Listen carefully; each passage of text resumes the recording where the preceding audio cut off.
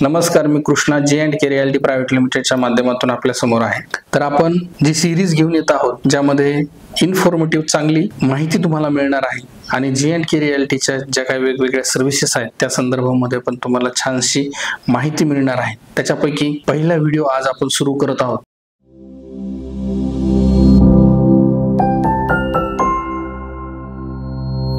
तुमचं या ठिकाणी स्वागत आहे। तो पहिला व्हिडिओ म्हणजे प्रॉपर्टी कन्सल्टिंग। आता नेमकं प्रॉपर्टी कन्सल्टिंग म्हणजे काय हा प्रश्न तयार होतो। तर प्रॉपर्टी कन्सल्टिंग किंवा प्रॉपर्टीची कन्सल्टिंग आपण घेत असताना आपण आजच्या या धकाधकीच्या जीवनामध्ये चांगलं घर, उत्तम घर, आपल्याला पाहिजे तसं घर, ज्याच्यामध्ये बाल्कनी कुठं हवी, वास्तूनुसार आपल्याला प्रॉपर्टी हवी आहे, आपल्या बजेटमध्ये हवी आहे, आपल्याला लोकेशन चांगलं पाहिजे, आपल्याला बिल्डर चांगला पाहिजे आहे जेणेकरून आपली कुठं फसवणूक होऊ नये, तसेच आपल्या बजेटमध्ये पाहिजे आहे, बँकिंगची प्रोसेस मोठी आणि लेंदी आहे ती देखील प्रॉपर होणं गरजेचं आहे। तसंच लीगल देखील बऱ्याचशा गोष्टी असतात, agreement to sale, sale deed, तो ड्राफ्ट काय आहे, त्याच्यामध्ये कोणकोणत्या गोष्टी मेन्शन केलेल्या आहेत, अशा सगळ्या इत्थंभूत गोष्टी जर प्रॉपर्टी आपण घेत आहोत तर त्या पाहणं अत्यंत महत्त्वाचं आहे। आणि ते पाहत असताना प्रत्येक गोष्टीचं आपल्यालाच नॉलेज असतं असं नाही, तर बऱ्याचशा गोष्टी असतात की ज्या आपल्याला कुठून ना कुठून कोणाचं तरी हँड होल्डिंग घ्यावा लागतो। आणि जर नक्कीच एखाद्या कन्सल्टंटचा किंवा आमच्यासारख्या एजन्सीचा जर तुम्ही किंवा सर्व्हिस जर घेतली तर नक्कीच तुमचा हा प्रॉपर्टी मधला जो काय प्रवास आहे, आपण स्वतःसाठी घर घेत असाल किंवा गुंतवणूक करत असाल तर हा जो प्रवास आहे नक्कीच सुखकर होईल। तर आज आपण या व्हिडिओमध्ये सगळ्या ह्या गोष्टी ज्या आहेत ह्या सगळ्या गोष्टीचा ओघपोह करणार आहेत आणि इन डिटेल्स मध्ये पाहणार आहोत की नेमकं प्रॉपर्टी कन्सल्टिंग काय आणि त्याच्यामध्ये कशा पद्धतीने तुम्हाला त्याच्या सर्व्हिसेस मिळतात आणि त्याचे फायदे काय आणि कदाचित हे जर नाही घेतले तर त्याचे नुकसान काय काय असू शकतात। तर चला आपण पाहूया। पहिली गोष्ट म्हणजे जर आपण प्रॉपर्टी घेत असाल स्वतः राहण्यासाठी किंवा गुंतवणुकीसाठी तर त्या कोणकोणत्या गोष्टी आपण पाहणं गरजेचं आहे। तर त्यामध्ये जर आपण पाहिलं तर पहिली गोष्ट म्हणजे आपण स्वतः राहण्यासाठी जर घर घेत असाल किंवा प्रॉपर्टी घेणार असाल तर पहिली गोष्ट म्हणजे आपलं जॉब लोकेशन कुठं असेल तर त्या अनुषंगाने आपल्याला लोकेशन चूज करावं लागेल।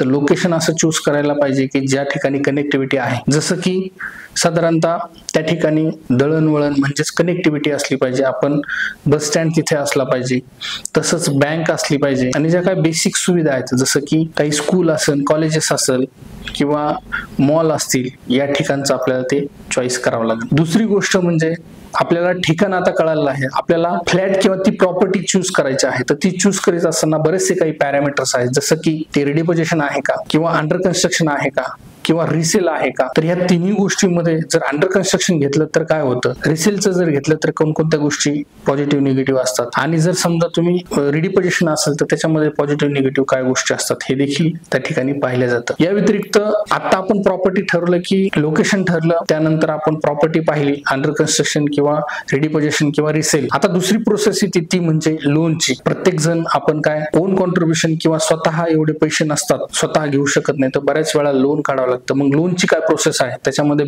बँकेचे मिनिमम इंटरेस्ट रेट काय होईल, त्याची प्रोसेस काय असेल, प्रोसेसिंग फीस काय आहे, त्या प्रोसेसिंग फीस सोबत अजून इतर काही खर्च असेल, हिडन चार्जेस काय असतात, जेणेकरून आज आपण स्टार्ट केला आणि काही दिवसानंतर आपल्याला कळतं की हिडन चार्जेस वेगवेगळे आहेत, त्यावेळेला बराचसा मनस्ताप होतो। तर म्हणून ह्या सगळ्या गोष्टी आधीच जर आपल्याला कळाल्या आणि कन्सल्टंटद्वारे कळाल्या तर त्या नक्कीच आपला मनस्ताप होत नाही।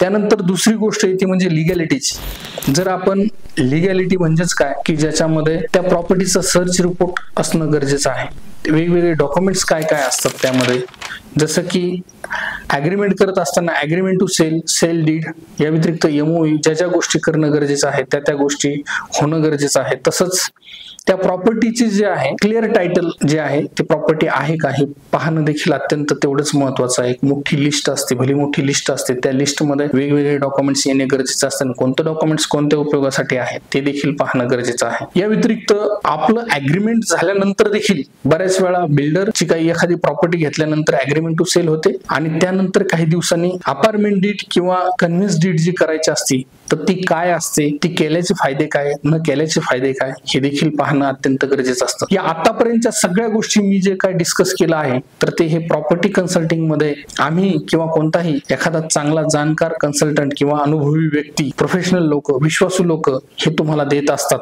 तसंच G&K रियालिटी देखील ह्या सगळ्या गोष्टीची तुम्हाला प्रॉपर्टी किंवा एखादी घर घेत असताना तुम्हाला होल्डिंग हँड म्हणजे A to Z पर्यंत ज्या काही डिस्कशन केलेल्या गोष्टी आहेत ह्या सगळ्या गोष्टींमध्ये G&K रियालिटी तुम्हाला सपोर्ट करते आहे। त्याच्यामध्ये प्रत्येक गोष्टीमध्ये ट्रान्सपरन्सी तसंच तुम्हाला त्यामध्ये आणि विश्वास देखील तेवढाच दिला जातो आणि तुमचा जो काय हा प्रवास आहे तर नक्कीच सुखाचा होतो। बरेचसे आमचे गेल्या 10 वर्षापासून बरेचसे कस्टमर्स आहेत जे हॅपी कस्टमर्स आहेत, त्यांना बऱ्याचशा या प्रवासामध्ये खूप चांगला फायदा झालेला आहे। म्हणून नक्कीच G&K चे हे जे काय प्रॉपर्टी कन्सल्टिंग आहे तर त्याचा तुम्ही फायदा आणि त्याचा रिअल इस्टेट विकत घेत असतानाच्या प्रवासामध्ये तर नक्कीच तुम्ही त्याचा लाभ घेऊ शकता। रिक्वायरमेंट असेल किंवा कन्सल्टिंग हवी असेल तर नक्कीच तुम्ही G&K रियालिटीला कॉन्टॅक्ट करू शकतात। असंच ही सर्व्हिस कशी वाटली या व्हिडिओबद्दल आपलं काय मत आहे तर तुम्ही मला DM देखील करू शकतात। धन्यवाद।